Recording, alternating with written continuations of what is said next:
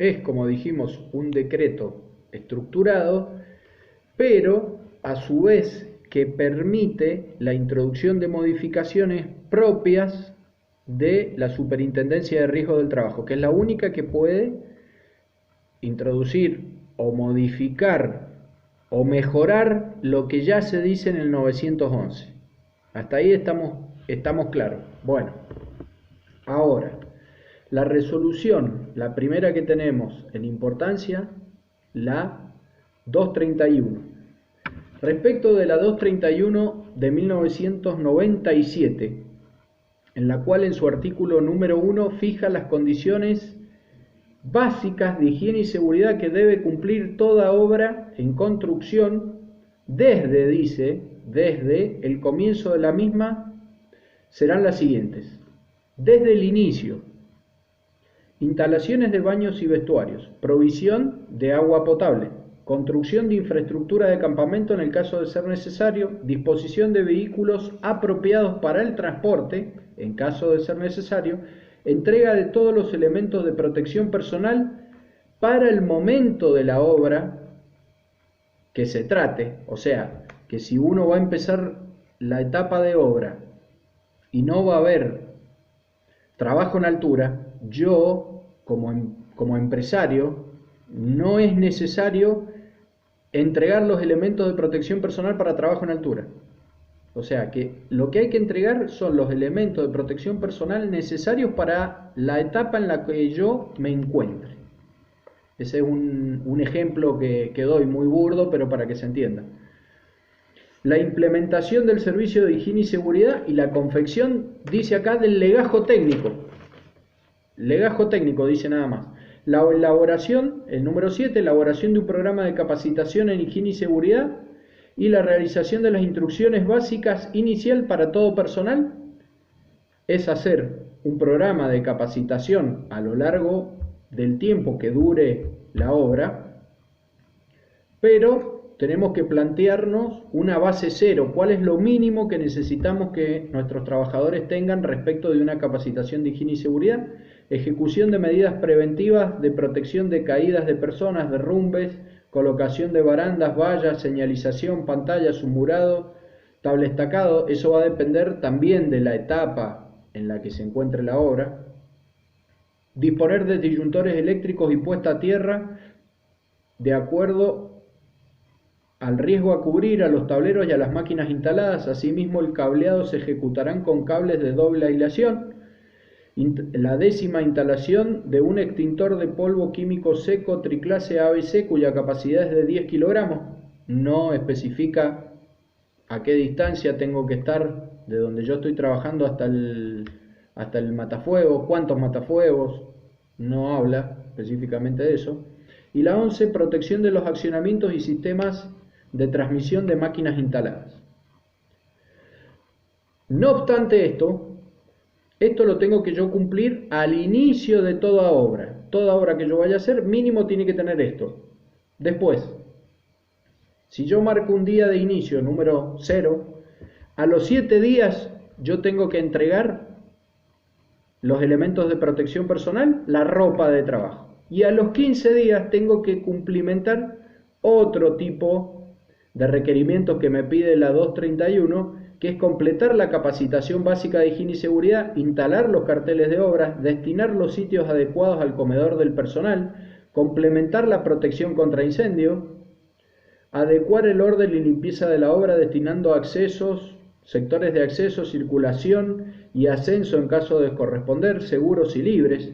Después me habla el artículo 2 de las horas profesionales según la cantidad de operarios, y acá fíjense la gran diferencia que hay con el decreto 1338, porque acá las horas son semanales, y vuelvo a subrayar, son semanales. Y después me agrega un punto que es el de los técnicos, que es el que nos interesa en este caso y les va a interesar a ustedes. ¿Cuáles son la cantidad de horas semanales de los técnicos en higiene y seguridad que tienen que haber para una obra en construcción?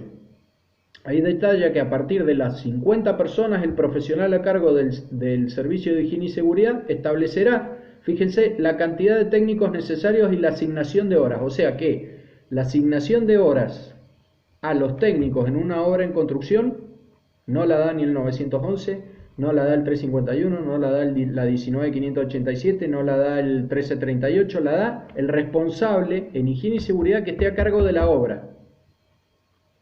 Es el que tiene que reglamentar eso. Ahora, en el artículo 3, volviéndonos al artículo 3, ¿cómo hacemos el legajo técnico? Dice, independientemente de los requisitos establecidos en el artículo 20 del 911, el legajo técnico de la obra deberá contener una memoria descriptiva de la obra, un programa de prevención de accidentes y enfermedades profesionales, el programa de capacitación a todo el personal en higiene y seguridad, el registro de las evaluaciones efectuadas a los servicios de higiene y seguridad donde se asentarán las visitas y las mediciones de los contaminantes, organigrama del servicio de higiene y seguridad y plano y esquema del obrador y servicios auxiliares.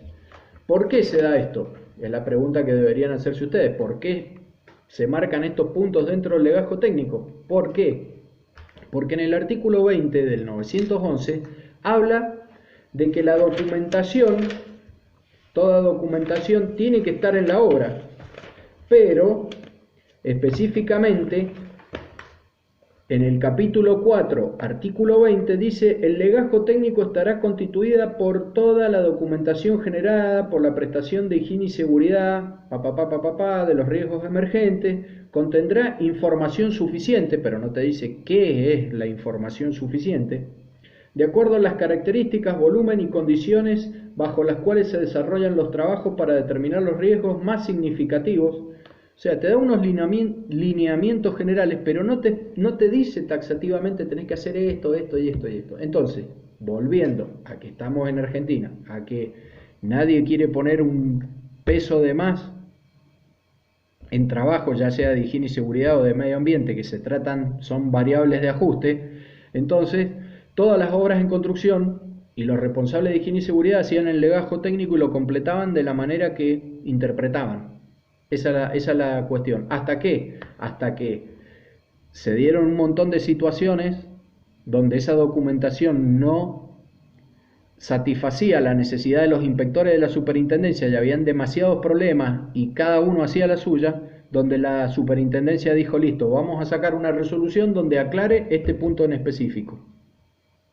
Y eso fue lo que se hizo. Por eso, en parte, nace la resolución 231. También nace para decir, che, todas las cosas básicas, los elementos básicos de higiene y seguridad que yo tengo que tener en una obra, ¿los tengo que tener todos al inicio o me da un tiempo para hacer tal cosa, pasan unos días y hago tal otra? Y ese tipo de orden administrativo que lo tenés que llevar a cabo en la práctica y que significa dinero, está reglamentado por esta resolución. Y después vamos a ir viendo en determinados otros casos específicos qué modificatorias introducen otras resoluciones de acuerdo al 911. Pero lo que necesito que les quede claro es que el 911 es la estructura, es la base, es el tronco fundamental y parte de ese árbol que es la legislación de construcción. Pero que hay resoluciones que van completando ese follaje, y esto quiere decir que cuando ustedes hagan higiene y seguridad en la construcción, van a haber resoluciones nuevas que ustedes mismos van a tener que estudiar, que ustedes mismos van a tener que interpretar, que conversar con otros colegas para ver qué les parece, qué es lo mejor, discutir para tratar de aplicar en la obra en construcción que ustedes estén, en el tipo de empresa que ustedes estén, porque esto habla muy general y parece que se aplica a todas las empresas, y obviamente que se aplica a todas, pero hay que tener y hay que pensar con objetividad y con la realidad a la empresa donde uno trabaja, de decir, esto lo vamos a aplicar, pero ¿cuánto sale? Obviamente, todo pensado desde el punto de vista de la higiene y seguridad, nada por afuera. Pero ¿cuánto nos sale a nosotros esto?